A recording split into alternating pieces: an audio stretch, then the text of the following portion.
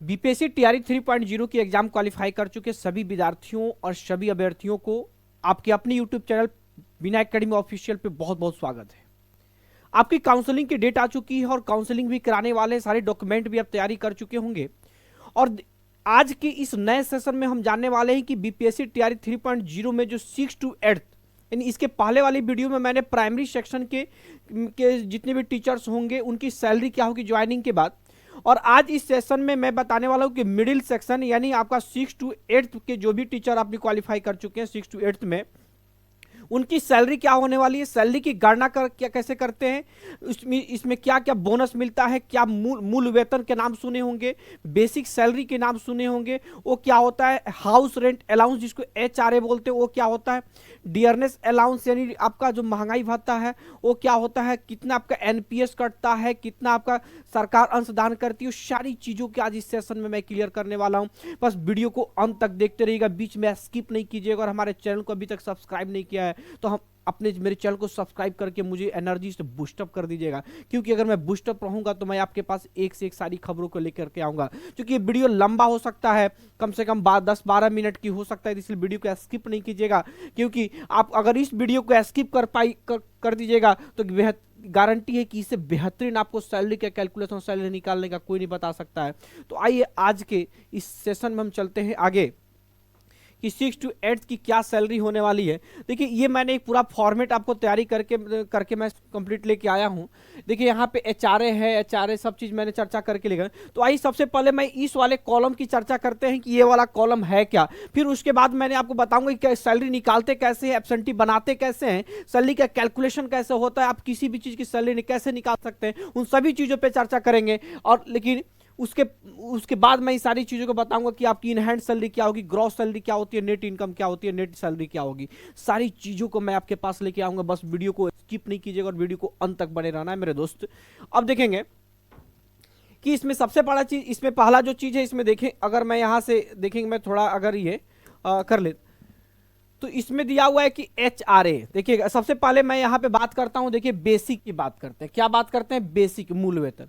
तो कभी भी आप कोई भी गवर्नमेंट जॉब की नौकरी करेंगे तो उसमें क्या होता है कि सरकार आपको एक वेतन तय करती है कि आपको इतना वेतन आपको दिया जाएगा। जो भी आप नौकरी करेंगे वो एक मैट्रिक्स के हिसाब से, आपका मैट्रिक्स के हिसाब से आपको एक वेतन फिक्स होता है जिसको हम लोग मूल वेतन कहते हैं। तो आपको टोटल वेतन, मूल वेतन जो दिया जाएगा वो जो वेतन दिया जाएगा वो मूल वेतन होता है।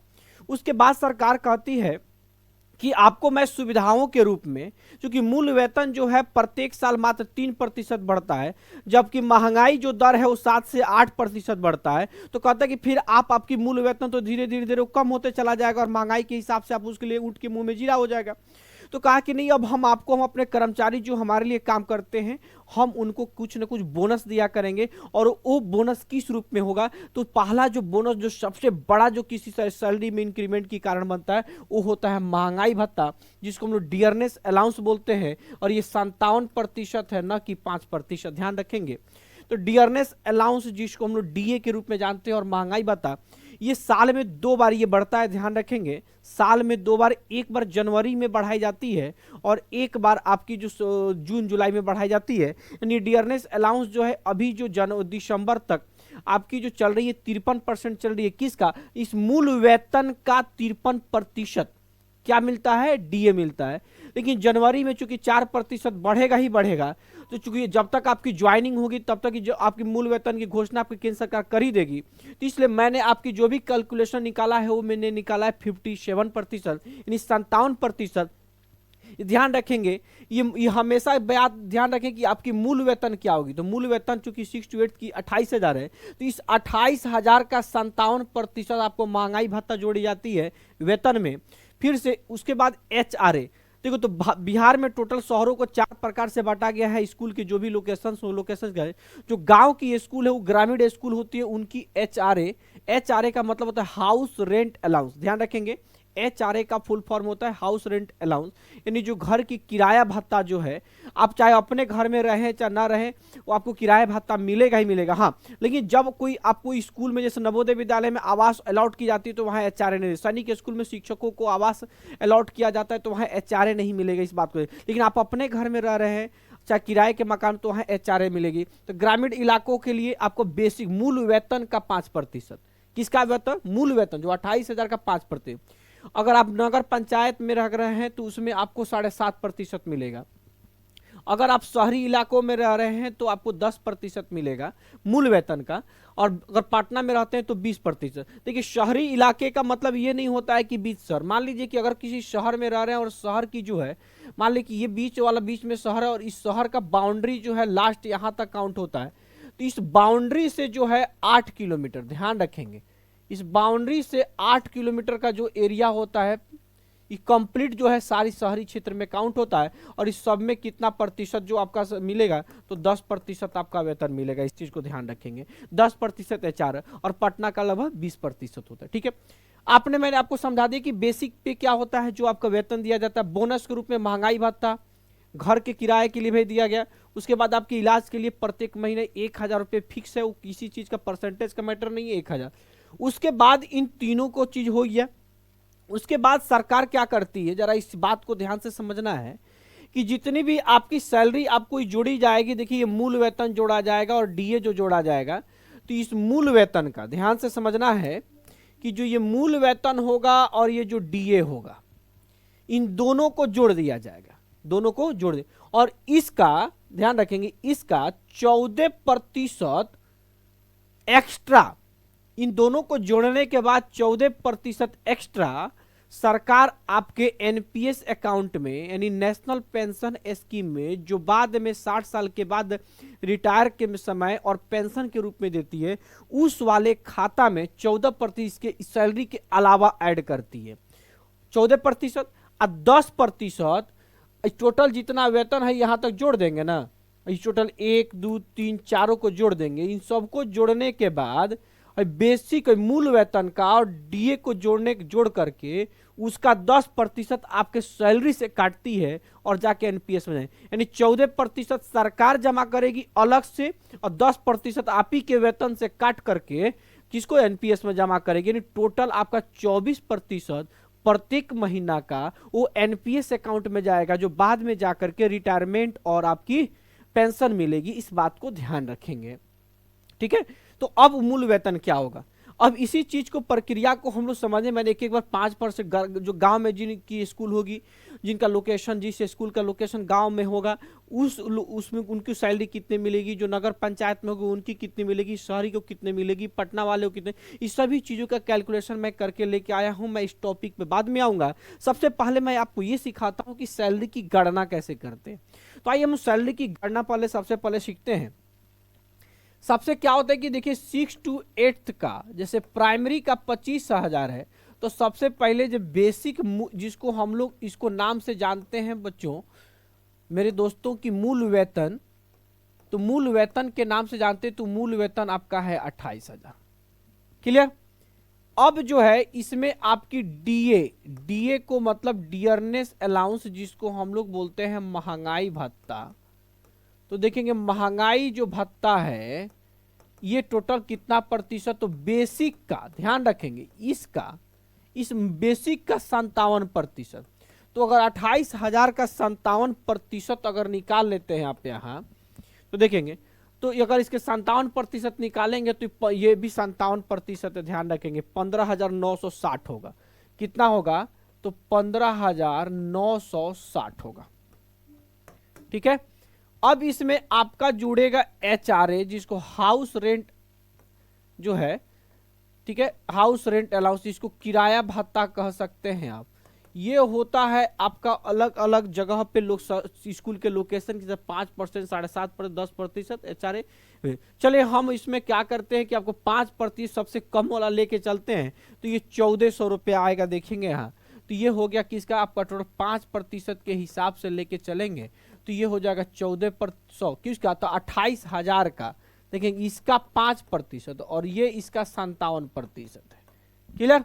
अब देखिए, अब इसमें क्या करेगा कि मेडिकल आपका जो है, यानी जो मेडिकल का आपका फिक्स प्राइस आपका 1,000, उसके बाद इसको क्या करेगा कि इसको जोड़ देगा, यानी टोटल करेगा। जब टोटल करेगा तो जाइए हम टोटल जोड़ के देखिए, 28,000 और एक 29,000, 29,000 देखिए और 1,000 ये, 30,000, 30,000 और 15,000 45,000, 45,000 और 9 और 4 1360, यानी 46,000। देखेंगे 46,360 रुपये आपका टोटल सैलरी हो गया। अब क्या करेगा, मेरी बातों को समझने की कोशिश करेंगे कि अब जो है एनपीएस में कटौती आपकी करेगा।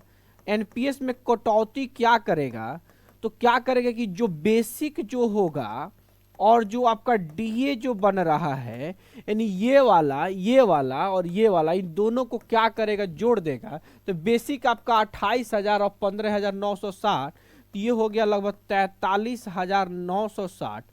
तो ठीक है, का आपका कितना जोड़ देगा, तो ये आपका एनपीएस का 10% होगा।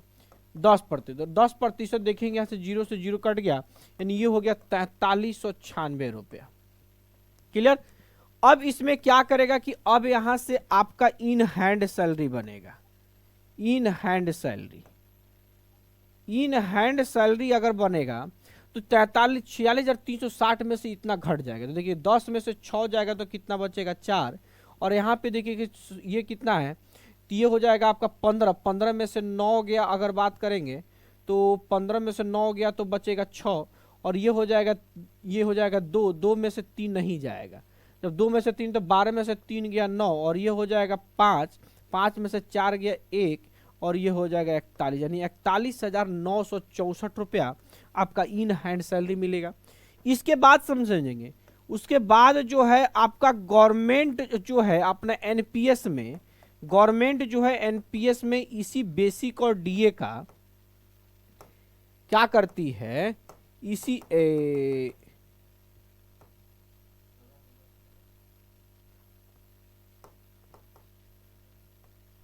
ठीक है, इसी बेसिक और डीए का क्या करेगा कि आपका 14% जो है सरकार दे देगा। तो 14% जब सरकार देगा तो देखेंगे हमने, तो इसके बाद हम क्या करेंगे कि बेसिक और डीए का 14%, अब इस 28,000 और 15,960 को ऐड कर देंगे और इसका 14% जो निकालेंगे तो होगा 6154 रुपये। देखिए यहाँ पे सारी चीजें, ये 6154।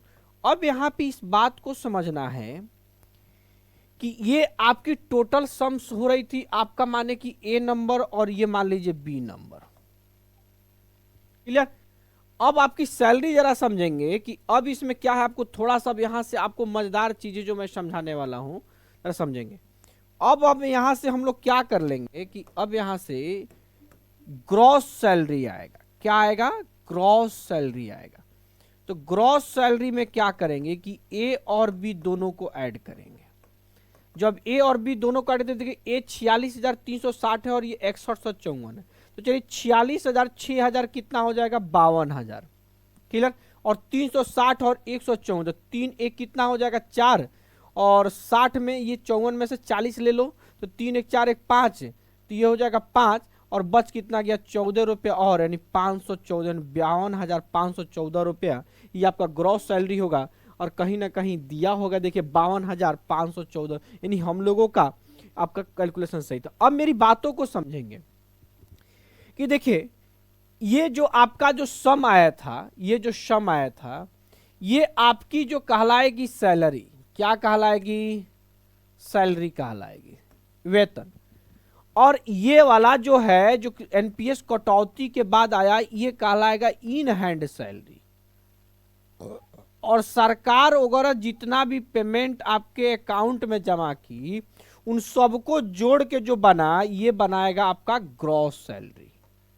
यानी ग्रॉस सैलरी, मान लो कि ये भी जो 6,154 रुपये जो जमा कर रहा है, तो आप ही के अकाउंट में जमा कर रहा है, दूसरे के अकाउंट में तो जमा कर नहीं। भले ही अभी आपको नहीं मिल रहा है, लेकिन आपका भविष्य के लिए, आपका पेंशन के लिए, आपके रिटायरमेंट के लिए आप ही के अकाउंट में जमा कर रहा है। जी मेरे अकाउंट में तो कर नहीं रहा, सरकार अपने अकाउंट में तो कर नहीं, आप ही के अकाउंट में, तो इसलिए ये भी सैलरी काउंट करके कितना आएगा, 52,514 रुपये।